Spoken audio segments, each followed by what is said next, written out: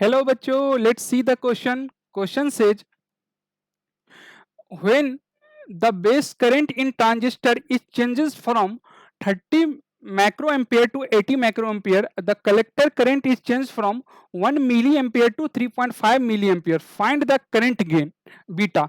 तो हम लोग को फाइंड क्या करना है? Current gain beta. बीटा कितना होगा? ओके, तो यहां से अगर देखा जाए इसका सोल्यूशन, तो हम लोग को दिया हुआ है कि चेंज इन जो करंट हो रही है बेस करंट में वो कितनी हो रही है? 30 micro ampere to 80 micro ampere.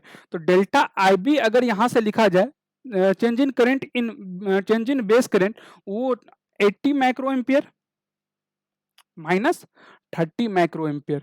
तो यहां से हम लोग डेल्टा आई बी कितना आ जाएगा हमारा? 50 माइक्रो एम्पियर. उसको हम लोग क्या लिख सकते हैं?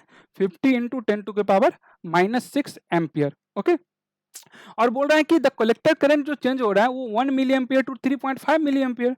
तो delta I C change in current in collector जो है यहाँ पर हम लोग लिख सकते हैं 3.5 milli ampere minus 1 milli ampere.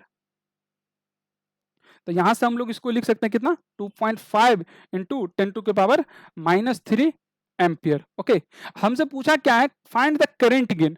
अब हम लोग जानते हैं कि जो करंट गेन जो होती है ना, जिसको हम लोग बीटा बोलते हैं, यह रेशियो होती है किस चीज का? Delta IC change in current in collector बटे डेल्टा आईवी. ओके, तो यहां से डेल्टा आईसी हम लोग निकाले कितना? 2.5 इंटू 10⁻⁻3 एम्पियर. और डेल्टा आईवी कितना निकाले हैं? 50 इंटू 10⁻⁻6 एम्पियर.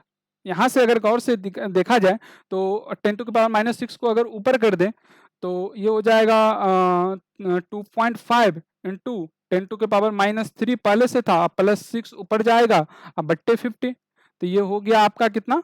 2.5 into 10⁻3 bye 50. तो यहां से अगर ध्यान से देखा जाए तो ये हो जाएगा 25 इंटू 0 बट्टे 50. तो अगर यहाँ से एक जीरो से एक जीरो गया तो 250 बट्टे 5 बचा, और 250/5 कितना हो जाएगा? 50.